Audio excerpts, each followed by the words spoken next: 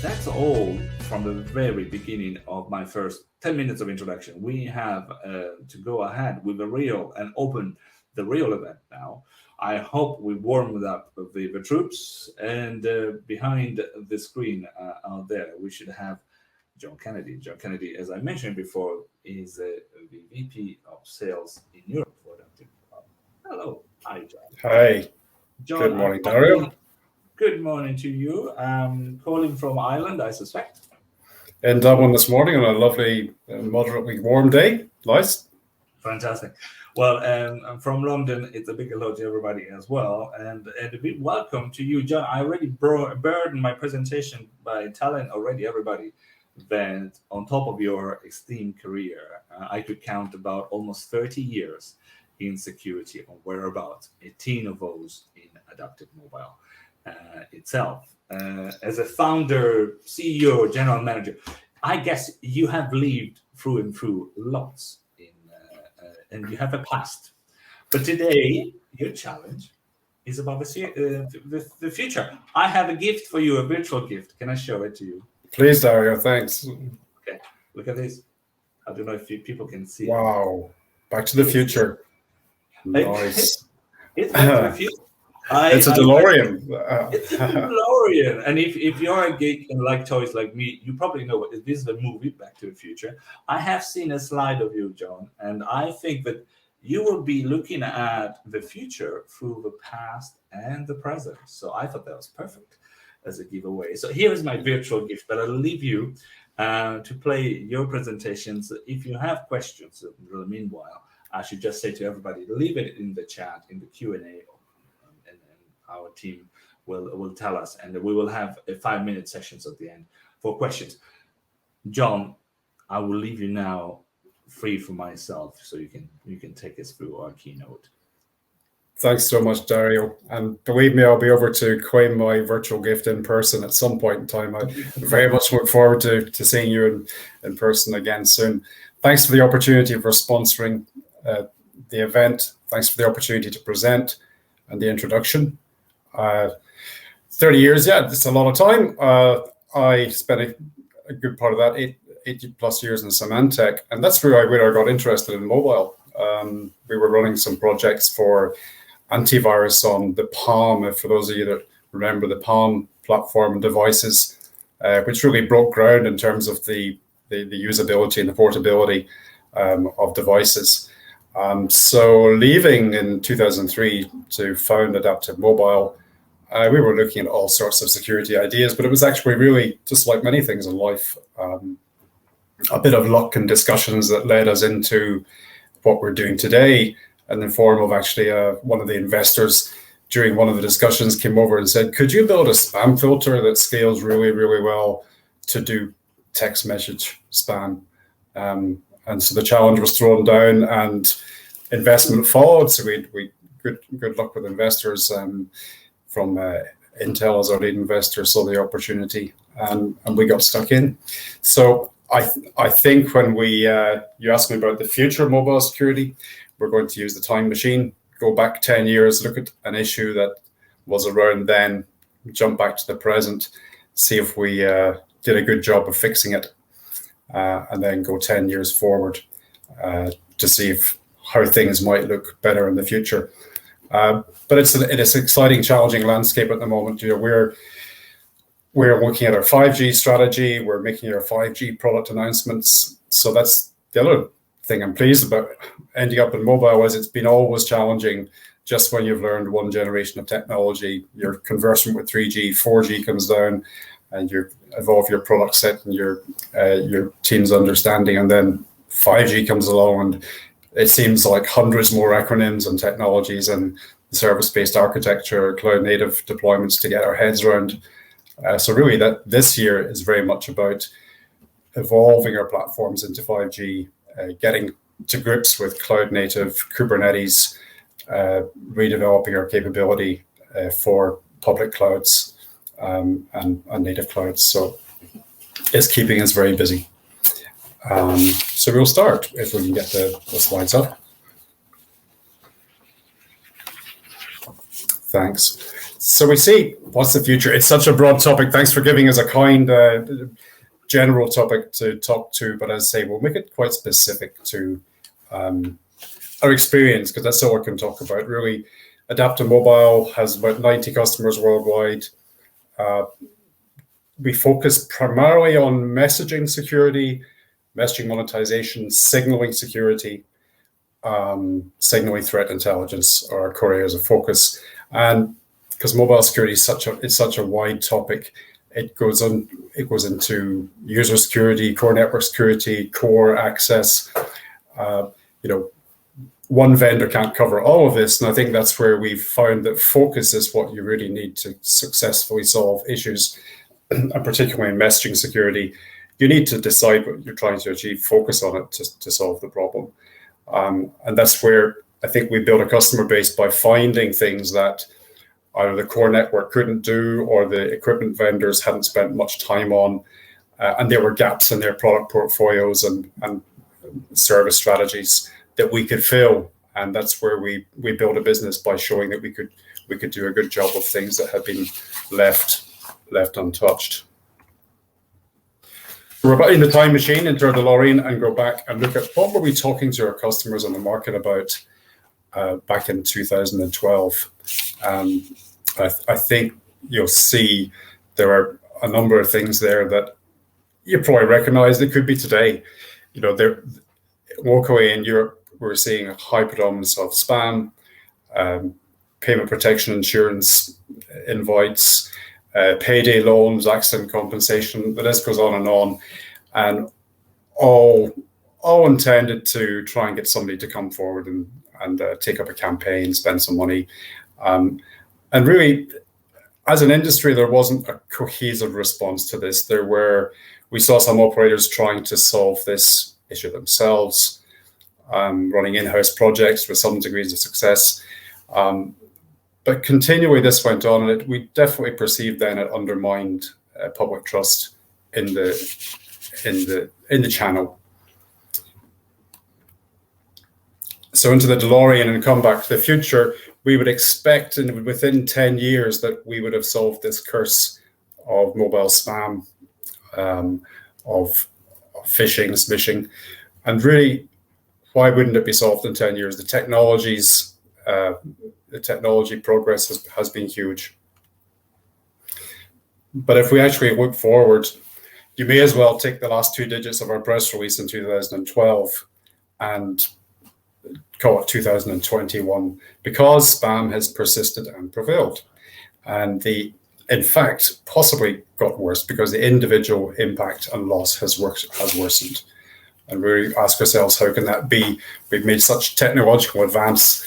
Some of besides the consumer ones there, self-driving cars and better TVs, within the technologies that we deal with, we have the better data analysis tools. We've got cheaper computing, lower cost storage. We've run projects on Hadoop, Splunk. The ELK stack has been very successful in dealing with large data analysis requirements. So you'd think all of this would be solved, but in fact, really now it's back in the public domain that there are some very pernicious scams going on out there. So the one on the left, the Royal Mail scam, you'll see there were some arrests in the UK at the end of March, some 8 arrests. And the operators were collaborating. It does mention mobile operators as working alongside law enforcement to close down these gangs. We've had the same instances in Ireland recently as well, with the COVID unemployment payments government website was targeted, which was another instance of law enforcement getting involved because it's such a high-profile attack on a public service. But against that, there's the background of the people the scams that went undetected. And I think with the lockdown, the one that's all to the forefront of our mind is the parcel delivery trick. It's using that social engineering, the exploiting of emotion, that you're waiting for something. In fact, I found out there's actually a word for this, which is illusory correlation. So when you connect 2 events in your mind, that are actually not connected at all. So you're waiting for the parcel, you get the parcel notification, and you think that it's yours. So you go and act on it, you relax your caution, and you fall victim to the scam. Now, operator brands themselves are affected by this. So we see quite frequently within our operations, when we're reviewing samples from our customers, we see the operator brands themselves being targeted. And we try some experiments ourselves. We use 7726 reporting to the operators, but days later, we still try the domains are still available through that operator's own data service. The text messages can still be exchanged between handsets. So there's no sign that there's a positive feedback loop working quickly within this ecosystem, which is disturbing. And it's not globally true. We've had major success in the US with our technology and the ecosystem of the operators there, and I'll talk a little bit about that a bit further down. But the basic baseline is we could have done a better job as an ecosystem. So let's look at what better we could do about this.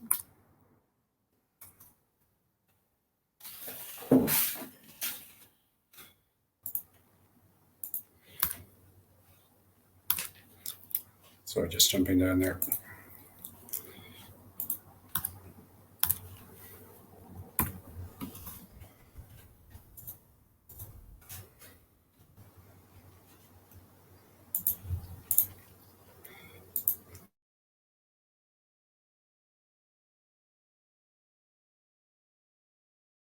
Hopefully that's better. Yeah, okay, so I'll pick up there again. Sorry about that. So what's gone wrong? What have we not done that we should have been doing over the last 10 years?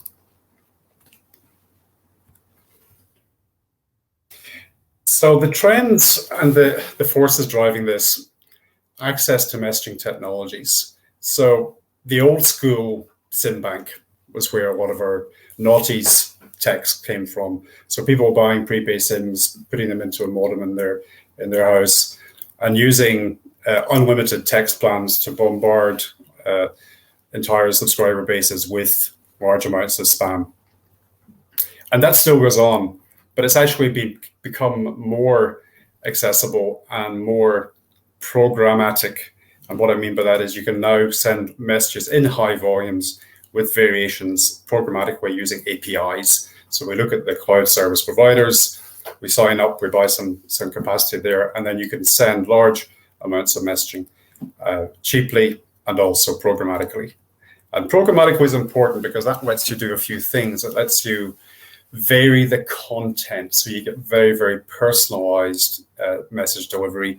You get huge variation within a campaign, so you might find you have 20,000 messages, all with slightly different content, using tokenization slightly differently.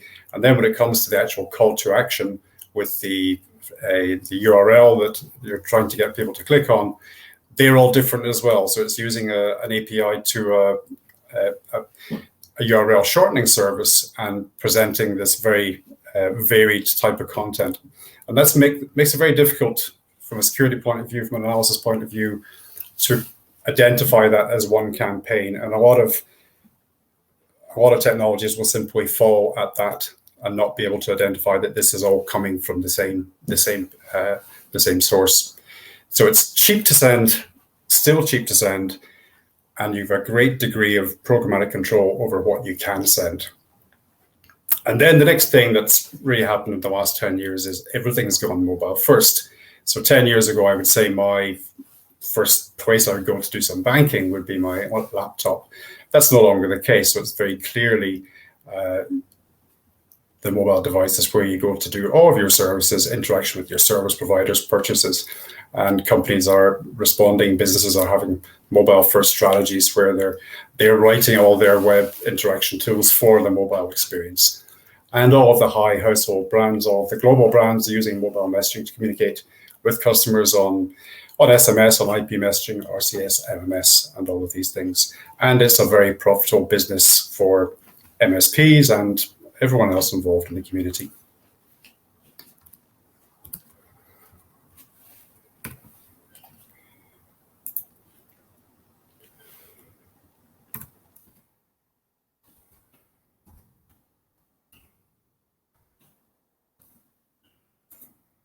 Okay. So what is missing from the ecosystem that we're not doing a better job? MNPs are not held accountable for service security. That's a broad statement, and I'm always very wary of pointing the finger at people in the ecosystem.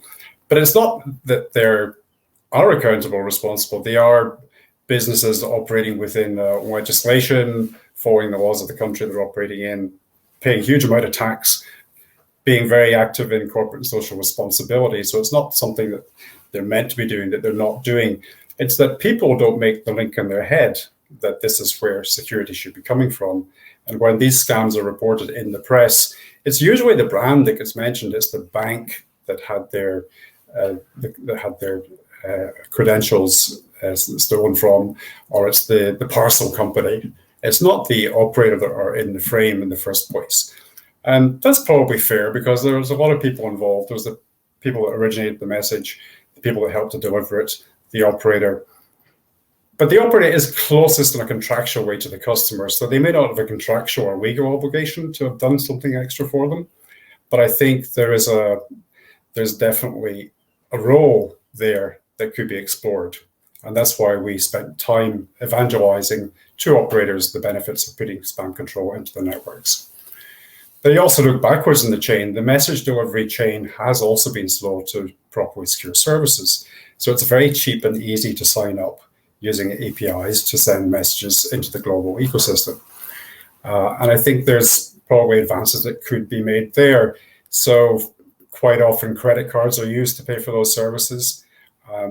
There could be more diligence on that. You'll know your customer who is signing up for those services.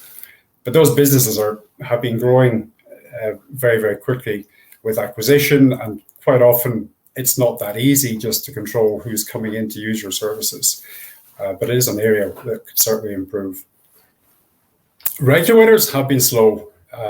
We don't see that much evolution in regulation on message abuse and spam. There have been some notable ones over the years. So the Indian regulations of the TRAI, some 10 years ago, that came out and controlled the amount of P2P that was allowed, was significant. But we haven't seen a global move from regulators to try and improve the situation for consumers.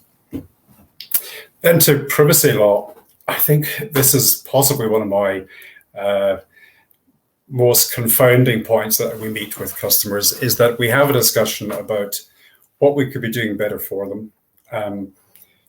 And they accept they have a problem, but then when we actually try and go and explore that, we find that their hands are tied because of data privacy in a particular country, or even more and more GDPR is mentioned. So this leads to discussions like we can't share samples, we can't have any human interaction with the message flow, we can't store any samples outside of our network or let anything go outside of our network.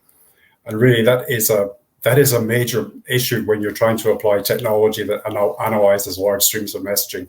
If you have this such very strict privacy law, it actually creates an imbalanced playing field. So the fraudster can use any technology they like from anywhere in the world, but the operator is, once the message is inside their network, is actually bound not to take any action on it in many jurisdictions. And this we really see as a barrier to the effective implementation of technology. Also, I would say there's not really a culture of sharing intelligence between operators.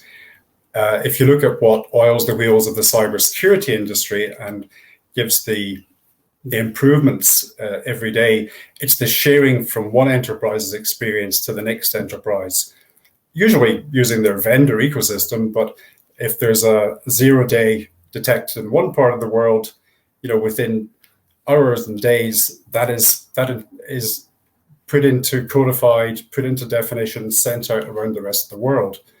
But we just don't have that practice and culture or the mechanisms for that within mobile security. And that would apply to core network security, I think, and messaging security as well. So we see a lot of scope for improvement in that area. And I think some of the things Dario will be talking later on in the day with some of my colleagues, on the the improvements coming down in 10DLC and the campaign registry to help a better understanding and sharing between operators of what content is allowed across networks.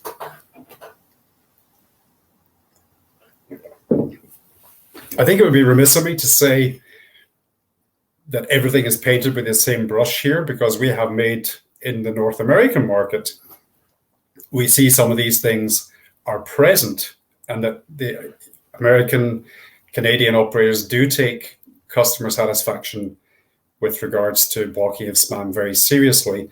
And the uptake of the 7726 service in North America is very impressive. So there's a lot of work goes in every day, every week with these customers in looking at the 7726 trends and making sure that we're doing a good job in that region. But that, I'd say, that is the one would say is not the norm. That would be the exception.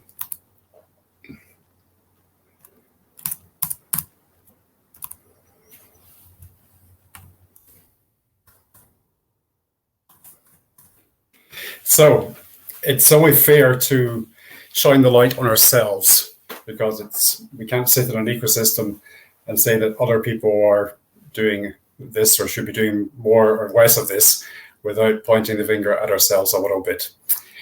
So here's the things I would point out. Have vendors stopped evangelizing on spam? Well, here I am today. I'm not sure if I'm evangelizing or complaining, but it's a bit of both. And I think the answer is yes. I mean, this issue has been with us so long. People get a bit exhausted by talking about it. You find yourself sitting in front of the same customer as you spoke to 5 years before, having the same discussion about what might be done. And at the end of the day, most of the vendors in this space are a fraction of the size of the customers they're talking to. We have a limited amount of time to spend on lobbying, on getting involved in regulatory forums or trying to get regulators to move, because generally the sales imperative as a salesperson is what drives our behavior. So yes, we're happy to stand up in panels and talk about spam and discuss the technology that could be employed to make it all better. But at the end of the day, we have to move on and sell what operators want to buy and what CPaaS providers want to buy from us. And that is really what drives the technology agenda to a large extent. And if you look at where we've been going, or the vendors have been going in the last decade, monetization is very much where it's at. It's the primary driver and sales focus. So salespeople, they have sales targets and they have to go out and sell what they know they can sell in the next 6 to 12 months, and not be spending time lobbying people on issues that are not moving forward that quickly. So I think you'll all recognize, those of you involved in messaging, that monetization is a well-recognized activity. So you put in a firewall to block grey routes off your network, so you maximize the A2P messaging coming into your network. So this trend has really driven product roadmaps and operational behavior. And what do I mean by each of these? So product roadmap is what we choose to put in our product in terms of the actual functionality. And you might think that a spam filter and a messaging monetization filter are the same thing. Now, they can be the same thing, and there's a degree of overlap. But if you choose to focus on monetization, there's a different feature set that you tend to get drawn down compared to spam. I'll give you an example. So spam messages would have, quite often, a smishing message would have a call to action in it, which would be a shortened URL. Now, to understand the impact of that shortened URL, you have to do some background processing. So you have to take it, run it through a kind of sandbox where you actually go to the real domain, collect the whois information off the database, see how long the domain has been set up for, and come up with a reputation score for that site, and then feed that back into the decision process. That's quite a bit of work, and doing that at scale requires time and effort, and perhaps third-party databases of phishing URLs and things like that. Monetization is a lot less complicated because we generally know what brand messages look like. We have fingerprint cartridge that has all the global brands, all of the invites, authentication codes, and we can very quickly identify that traffic when it comes into an operator network from a grey route and block that. But then monetization has other aspects to it that are different from spam. So people now want to get a better idea of the category of message. Is it two-factor authentication? Is it finance? Is it entertainment? Is it Facebook invite? So they can treat that message slightly differently in terms of how it's routed or when it's delivered, or the lowest cost, how much they're going to pay to deliver that message. And also, the CPaaS providers have perhaps a slightly different set of requirements that we're starting to understand now, in terms of helping them comply with the regulatory pressures in different countries. So when can they deliver advertising messages versus when can't they, and what types of content, alcohol, tobacco, and things like that in certain countries wouldn't be acceptable. So they are different problems. And if you try to solve them both in the same place, in most cases, because of the commercial model, which is often revenue share, monetization is going to win, because what a window of time you have each week to discuss with your customer. Am I doing a good job? Should I be blocking more of this? Have you seen this? What should we do about this? If you're only getting paid on the success basis of monetization, that drives your operational behavior as well. So just to think about that, if you want to address spam, you have to focus on spam and not think that it can be just dealt with in the same place and with the same processes as their monetization grey route. Now, consolidation with CPaaS players. So that I guess that's what I'm pointing to here, is that we're seeing a trend. It's more than a couple of events now where the firewall vendors like ourselves, security vendors, have been acquired by CPaaS players for some of the reasons I just mentioned, because they want this flexibility and this deeper understanding of the traffic flows. But you just have to ask, is that going to improve their security focus or dilute their security focus? So I think we are looking at an outlook where the economics are driving people towards monetization and not better technologies for spam.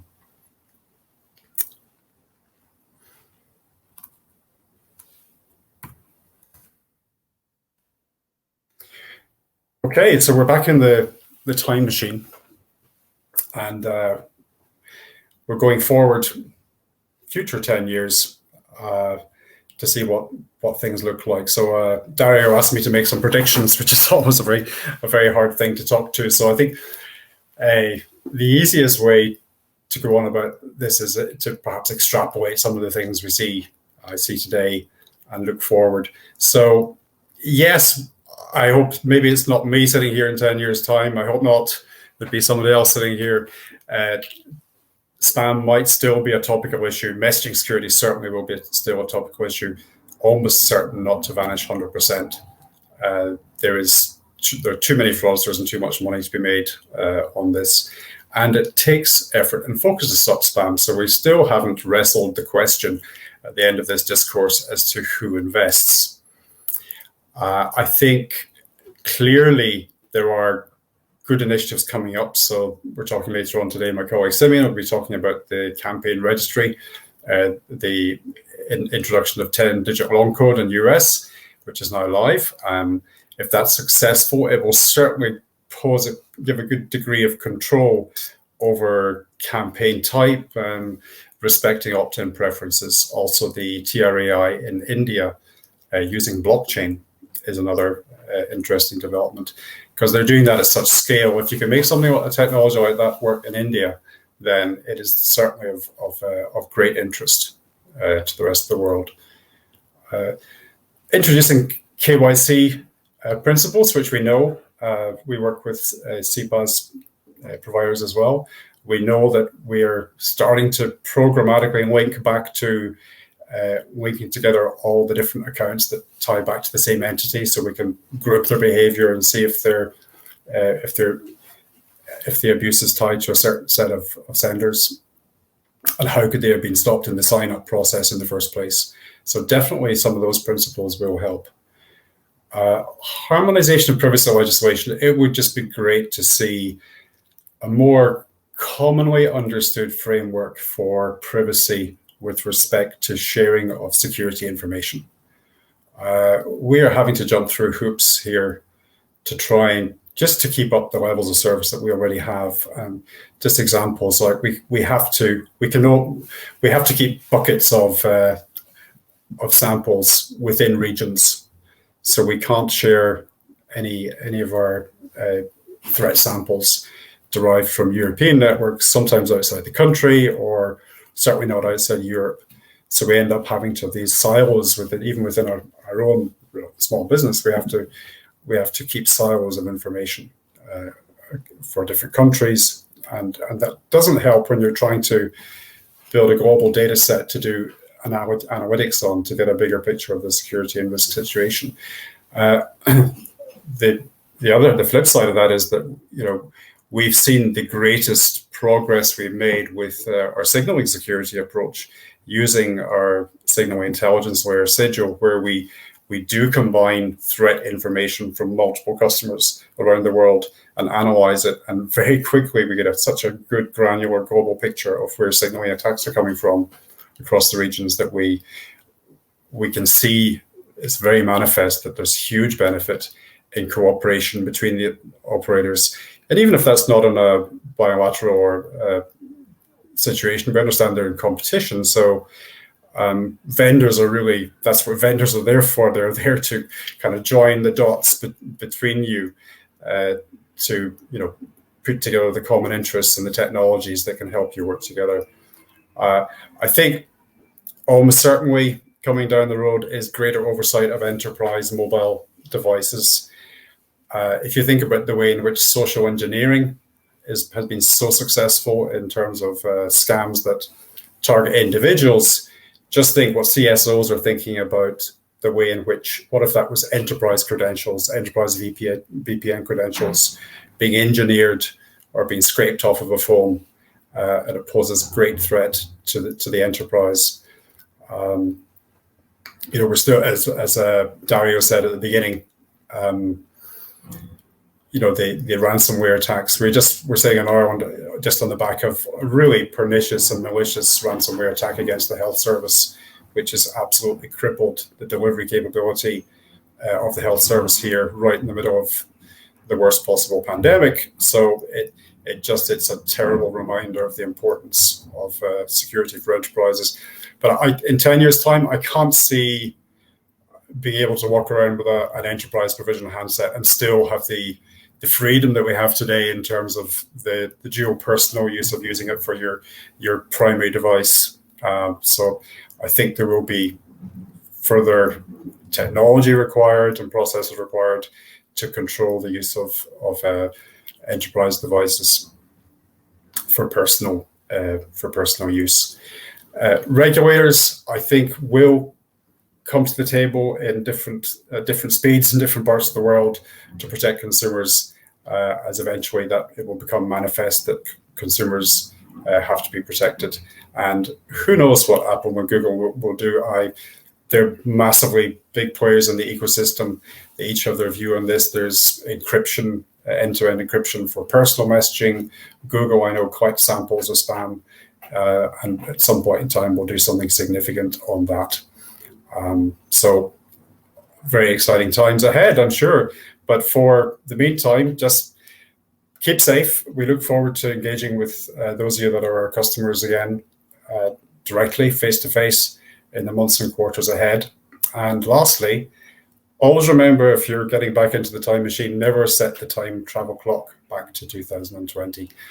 Thanks very much for your time this morning, and look forward to further discussions and your questions. Well, here we go. So, very important message next. Not avoid 2020. we are out of it. And I got a few comments as people were wondering if I'm such a geek. Yes, and it does turn the lights on. Nice, Dario. I'm jealous. Yeah. Well, but actually, while I kept the toy away, I didn't play because, John, you delivered some very important message. First, you didn't hold back. Thanks for that. I like something Keynote starting to be, strong. The message is, well, there is something for everybody. You did say that the mobile operators have to shape up a bit, take much consideration. You even mentioned the regulator that need to start take notice, and the vendors themselves. So there was something for everybody in there. I'll come back to that, but I've got some questions, and we only have, I believe, 5 minutes. So let me ask the questions before I forget. So, question one, we got a question from Mufadal Dahoud, I believe, which I'm trying to find that. It is, how is mobile security offered in the UAE region? You did say good things about the USA. You did say that something in North America is happening. Some people are asking, well, compare it with what happens in those regions around United Arab Emirates. Happy to talk about the UAE and roundabout. Yeah, I mean, that's our second biggest region, Dario, outside the US for security solutions. So we have a number of direct customers there, and there's possibly even more government oversight in that region in some countries where there is regulation. The government do take a strong view of national security, particularly in signaling. So a lot of I think the penetration of signaling firewall in the Middle East is probably the highest in the world. And it's not just a buy and forget. We provide a lot of managed services there as well. So people who are very motivated to make sure they're doing a good job of subscriber security in the core network, making sure that the signaling networks are protected, and also that they're kept up to date, that those firewall systems are continually being tuned and monitored, make sure that attacks are spotted and that any mitigations and improvements are being carried out. So yeah, it is a very active region and a very proactive outlook on security.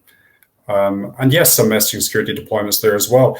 There are very specific requirements in the UAE on advertising messaging. So messages have to be prefaced with a header that identify them as an advert. They can only be sent within certain business hours or within business hours, and also certain categories are disallowed. So good question that shines a light on a region that is very security focused and does have regulation on to protect subscribers. So as I said, it's hard to paint the whole world with a single brush, but there we go. There you go. And as I say, Mufadal Dahoudala, I don't know if I had pronounced it correctly before, but thanks for spotting it. Something which is a second positive news after the USA. So I like that. It could be positive as well. But good to be challenging. And here is Jason Longley, another question for you. Says, well, how do you envisage stir shaking positively impacting call and messaging security? So stir shaking, there's going to be a discussion later on, and that John can tell us more about it. Is the standard, Alistair, is the standard to identify the original networks of the callers themselves, who the callers are. So would that have an impact, John, on security for messaging, not just for voice? Yeah, we're very interested in these sharing structures and automated threat intelligence sharing structures. Stir shaking for voice. Stix Taxi is probably going to have a role somewhere down the road as well. We haven't linked it directly to messaging security yet. I think we've had great results with our own proprietary fingerprinting capability, and I made some passing references to it when I was talking that we have a cartridge for global brands that will identify pretty much any brand, any of the major brands. So we've quite tight control of that, and we share it with our customers. So I guess we've done something proprietary to meet our requirements, but definitely, yes, keeping an eye on stir shaking and how that evolves. Oh, great. Now, I see that we got more questions, but no time. There was an unknown question which says, what is the key feature of predicting spam on using machine learning? We will be able to get there only later on. Actually, there was Manesh Kumar Singh. I can see it on my screen now. Apologies, there are two more questions, one that we cannot answer. But John, that means that we'll have an excuse to reach out later on and ask you more of those in our follow-up. Because right now, 10 to 11, I need to say thank you, John. Thanks for the keynote. Thanks, Dario. I hope that gets the day out to a good start, and enjoy the rest of the day. Thanks. A very good start. Thank you again.